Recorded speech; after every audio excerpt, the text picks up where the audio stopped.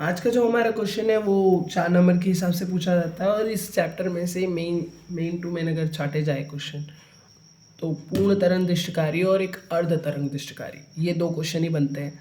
मेरे हिसाब से इन दोनों को ही कर लेना और अगर ये आते हैं तो इन्हें छोड़ना नहीं है।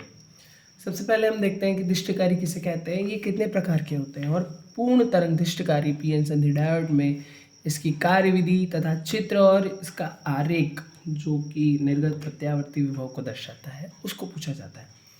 तो आज हम इसको देखते हैं। सबसे पहले हम दृष्टिकारी कहते किसे हैं उसको उसकी परिभाषा समझते हैं। वे युक्तियां जो प्रत्यावर्ती धारा को दृश्य धारा में बदलती है दृष्टिकारी कहलाती है। प्रत्यावर्ती धारा जिसका मान 1 0 1 0 निरंतर बदलता रहता है और दृश्य धारा में जो मान होता है विद्युत धारा का या धारा का जो प्रवाह होता है वो एकांक सदिश से होता है या एक ही आवेश से होता है।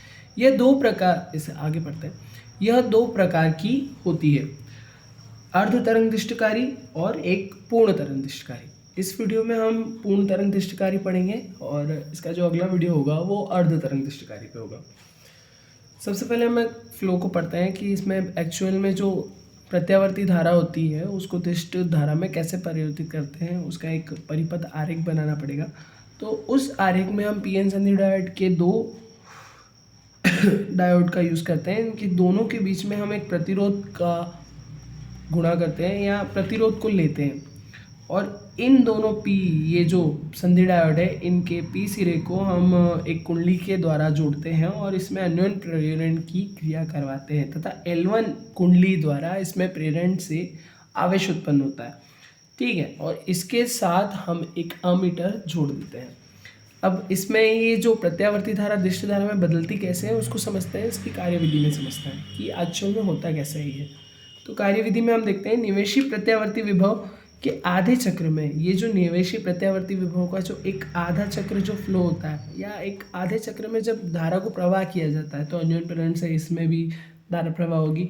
तो इससे क्या होता है कि जो LT सूर्य से ये जो कुंडली से है ना, ये एक धनात्मक D1 डायोड पर जो P सिरा होता है उसको पहले क्या मिलता है, एक धनात्मक आवेश मिलता है। इसको देखते हैं। D1 का P सिरा धनात्मक विभव पर तथा डायोड D2 का P सिरा ऋणात्मक पर होता है। ठीक है, जिससे D1 अग्र अभिनति में और D2 पश्च अभिनति में होता है। हमने पीएन संधि डायोड में अग्र अभिनति और पश्च अभिनति हमने पहले समझी थी, जिसके अंदर हमने देखा था कि जब पीएन संधि के पी सिरे को धनात्मक सिरे से तथा डायोड के एन सिरे को ऋणात्मक सिरे से जोड़ा जाता है तो बनने वाला परिपथ अग्र अभिनति में होता है। इसी प्रकार D2 सिरे पर अगर ऋणात्मक चिन्ह या ऋणात्मक आवेश आ रहा है तो P सिरा उसका जो ग्रहण करने वाला आवेश होगा वो भी ऋणात्मक होता है, जिससे कि D2 पूरा का पूरा क्या हो जाएगा, पश्च अभिनति में चला जाएगा। हम ये जानते हैं कि अग्र अभिनति में धारा का प्रवाह होता है और D2 जो कि पश्च अभिनति में चला गया है उसमें क्या होगा, धारा का प्रवाह होगा ही नहीं। अब इसको समझते हैं, इसको लिखना है कैसे, अर्थात D1 अग्र अभिनति और D2 पश्च अभिनति में होता है। अतः डायोड D2 से या D1 से होकर तीर की दिशा में धारा प्रवाहित हो जाती है। एक फ्लो का निशान बताना जरूरी है। जो I1 है वो धारा है जो कि इस दिशा में प्रवाहित हो रही है।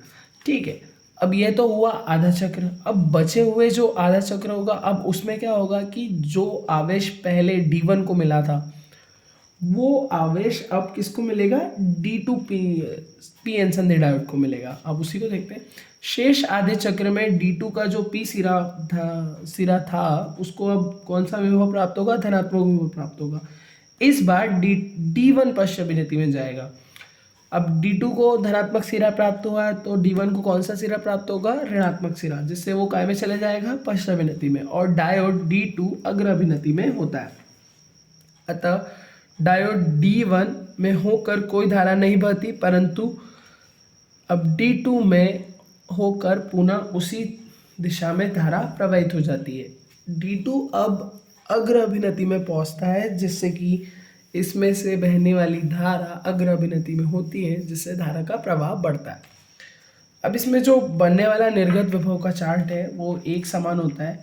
अगर हम प्रत्यावर्ती धारा में मान ज्ञात करते हैं तो हमें 1, फिर 0, फिर अगर देखते हैं तो फिर 1 प्राप्त होता है, फिर 0 होता है। और जो इसका जो प्रेरण कुंडली के द्वारा जो अन्योन प्रेरण की क्रिया से हमें जो धारा प्राप्त हुई उसका मान एक निश्चित मान से निकलता है, जो कि एक फ्लो में अगर बताया जाए तो ऐसे प्रदर्शित होता है। ये क्वेश्चन हमारा ये खत्म हुआ।